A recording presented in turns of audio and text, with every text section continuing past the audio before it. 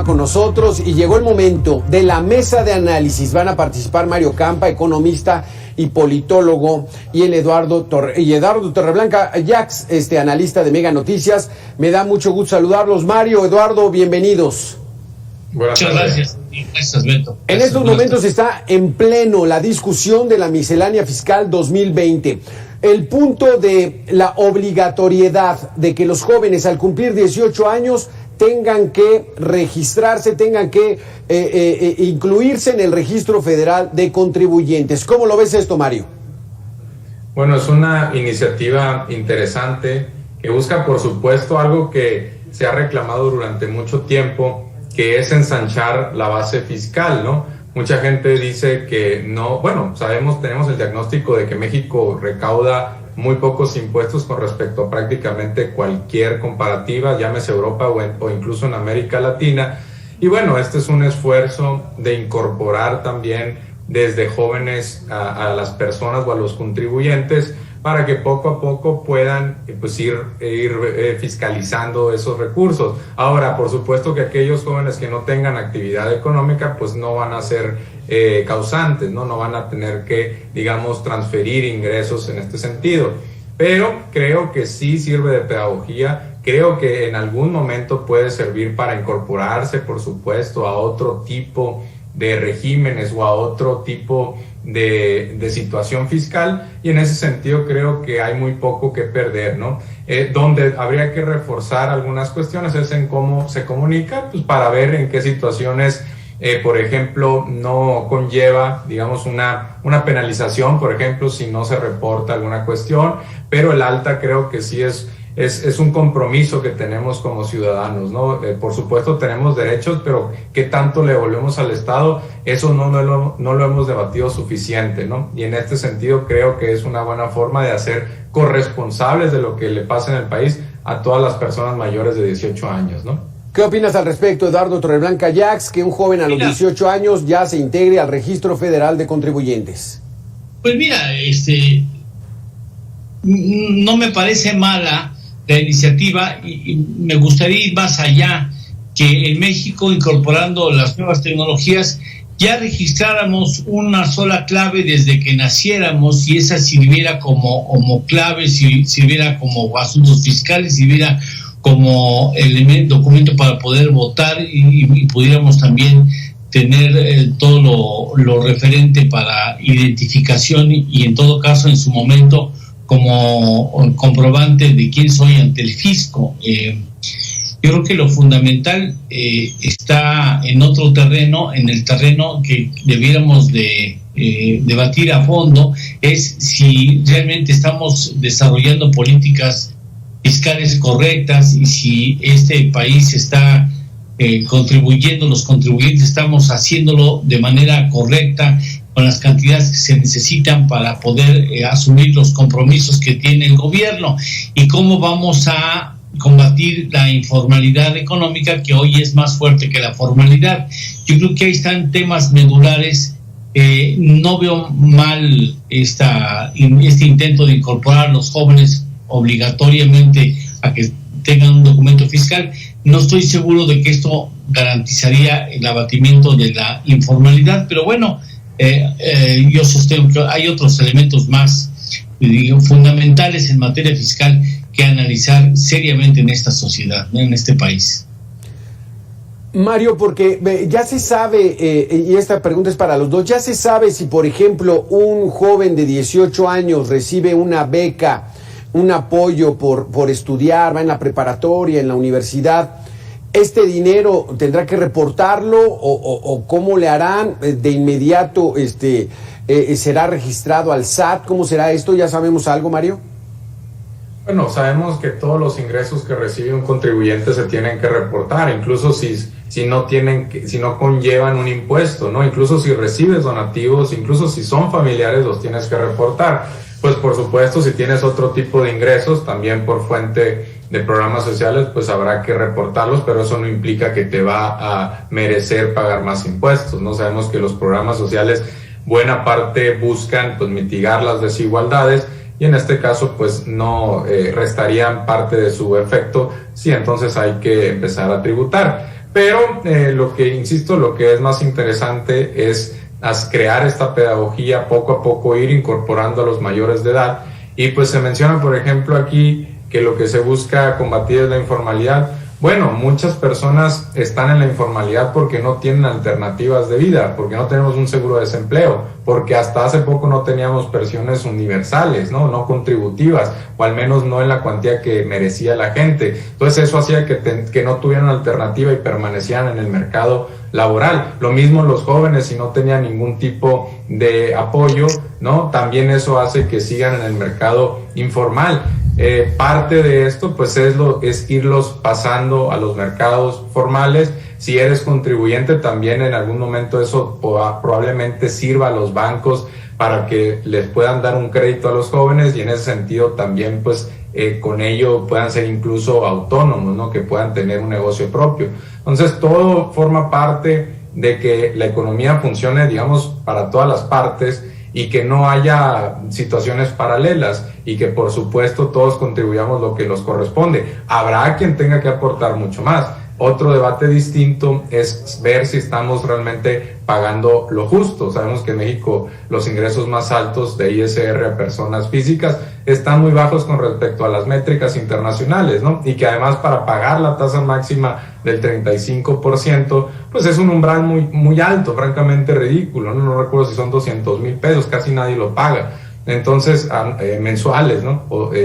Entonces tenemos que reflexionar parte de esto, por supuesto, en las discusiones fiscales, y reconocer que nuestro sistema todavía no es lo suficientemente progresivo. ¿Qué quiere decir? Que quien gane más tenga tasas más altas, ¿no? No necesariamente eso incluso nos podría llevar a que bajemos la tasa para los que menos tienen, pero de acuerdo al sistema fiscal que construimos es realmente muy poco progresivo, ¿no? Porque Eduardo Torreblanca Jax, en el impuesto sobre la renta sigue siendo aquel sueño desde el año 2000 de que se va a bajar, pero nomás no baja, y entonces ¿esto qué se provoca? ¿Cómo viene la miscelánea con este impuesto? ¿Qué es lo novedoso que trae? Pues mira, lo novedoso es tratar de incorporar a la informalidad bajo un régimen de confianza.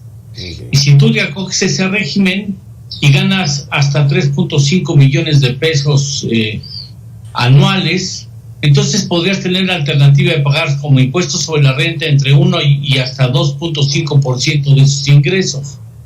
Yo creo que no hemos tomado con seriedad el asunto fiscal, el de la estrategia fiscal. Este gobierno tuvo la oportunidad de hacer algo muy interesante, pero pasó en la primera posibilidad, y cuando hubiese querido tener esa reforma ya no había mayoría para poderla impulsar en el Congreso.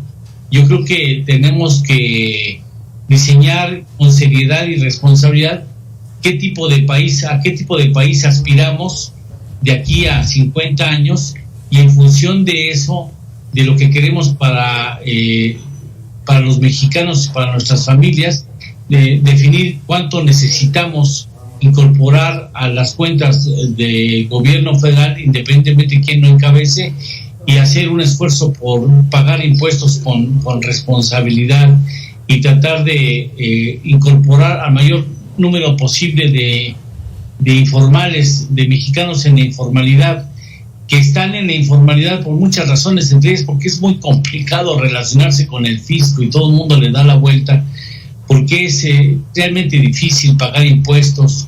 Este régimen de confianza procuraría precisamente abatir esa tendencia y propiciar que un mayor número de mexicanos contribuyan. Yo no sé, en esto que acabo de citar, Alberto, qué va a pasar con la equidad en el pago de los impuestos, porque si hay un trabajador asalariado, tendría que pagar por lo que reciba 35% de impuesto sobre la renta, independientemente de lo que deduzca, mientras que hay algunas personas fijas con actividad empresarial que podrían pagar entre 1 y hasta 2.5% de impuestos. O sea, son esas cuestiones que quedan dudas sobre esta iniciativa que está a punto de ser votada y mandada al Senado, y que pues ojalá tengan éxito, porque al menos controvertido en este punto que acabo de citar, hay una buena cantidad de contadores, para no mencionar a los que están escandalizados, Alberto, porque dicen que ellos no son ni soplones, ni tienen las facultades que tiene un ministerio público, y no tienen por qué andar dándole al SAT información sobre presuntas irregularidades de sus clientes, aunque esto les podría representar prisiones hasta por 6 años, que es un punto del artículo 52, si no mal recuerdo, está siendo muy seriamente cuestionado por los profesionales del ramo. Eduardo, entonces, alguien que es asalariado pero que recibe menos de 3.5 millones sigue pagando el 30%, 35% del ISR, salvo si tienes un pequeño negocio como una estética, un taller mecánico y reportas ingresos menores a 3.5, entonces sí pagas 1%, 2.5%, ¿es así? Sí, bueno, eso es lo que se procura que haya en el régimen de confianza. Quien se acoge a este régimen, entonces podría pagar entre 1 y hasta 2.5% de impuesto sobre sus ingresos anuales, ¿no? Habría que ver cómo va a funcionar, habría que ver cuáles son los detalles de esa iniciativa, pero los contadores que me explican, porque también necesitas necesariamente un contador, porque el orden fiscal es muy complicado en México, me decían, ¿y qué va a pasar? No es justo, no es equitativo, y es uno de los principios fundamentales de las leyes fiscales y de la ley, de la Constitución mexicana, que haya equidad, y no hay equidad en ese supuesto. Vamos a ver cómo lo resuelven los legisladores. Mario Campa, la informalidad, ¿cómo nos encontramos en informalidad? Si bien es cierto, mucha gente es empujada a no acogerse a las actividades impositivas por diferentes razones, pero ¿cómo nos encontramos? Y también muchos pues prefieren no hacerlo, ¿no? Se quedan allá afuera, ponen sus negocios pequeños y no pagan impuestos. Bueno, es un error, estigmatizar a la informalidad. Generalmente quienes están en el mercado informal es porque no los educamos bien, porque no les dimos la salud que merecían, porque no tenemos seguro de desempleo, porque no les dimos pensiones no contributivas. Entonces los estamos forzando a trabajar, básicamente no tienen alternativas. Pues sí, monta un negocio, pero tienes que pagar una renta muy elevada, por supuesto los servicios complementarios, además la contribución de impuestos, etcétera, etcétera. No es tan sencillo, ¿no? Ahora, la informalidad no es particularmente buena para las economías. Generalmente son comercios más chicos, menos productivos, principalmente porque no tienen acceso al crédito, lo cual limita sus capacidades de expansión. También tiene que ver con que tienen dificultad para atraer talento cada vez más calificado, salido, por ejemplo, de universidades. Entonces eso va complicando que puedan crecer en escala, que puedan también seguir expandiéndose, y por lo mismo pues se quedan chicos, generalmente dependen de pocas personas, muchas veces es el dueño directamente el que lo opera. Entonces tampoco podemos estigmatizar debido a que no tuvieron las oportunidades que quizá tuvieron muchas de las personas que están en la economía formal, y no les dimos a través del gasto social pues las facilidades para el desarrollo, no les dimos expectativas de vida. Entonces sería un tremendo error empezar a criticar a esas personas si no tenemos todavía un estado de bienestar en México. El día que lo tengamos, pues entonces ya podemos meternos a cuestiones morales. Pero en este momento de lo que se trata es de crear un poco más de Estado para expandir aquello que pueda dar más elementos para construir formalidad. Si no tengo seguro de desempleo, pues a lo mejor pierdo mi empleo formal, pero me pongo a vender paletas de hielo en la esquina porque de otra forma no tengo para comer, y además tengo muchos dependientes. México es un país con bastantes dependientes, todavía muchos menores de edad. Entonces este tipo de complicaciones vale más reflexionarlas desde lo lógico, desde lo social, y no desde estrictamente lo económico, porque nos damos cuenta de que lo social muchas veces es lo que impacta en lo económico, ¿no? Eduardo Torreblanca, ¿qué opinas de este asunto? Mira, yo creo que lo que menciona Mario me parece que hace mucho sentido, pero esto exige que nos tomemos con seriedad el tema fiscal. A ver, insisto en esto, ¿qué país queremos para el futuro, para los futuros años? ¿Qué necesitamos? ¿Cuánta cantidad de dinero necesitamos recaudar para que esto sea posible? E iniciar a hablar con seriedad y con responsabilidad, a debatir el asunto fiscal porque dentro de la OCDE somos el país que menos recauda.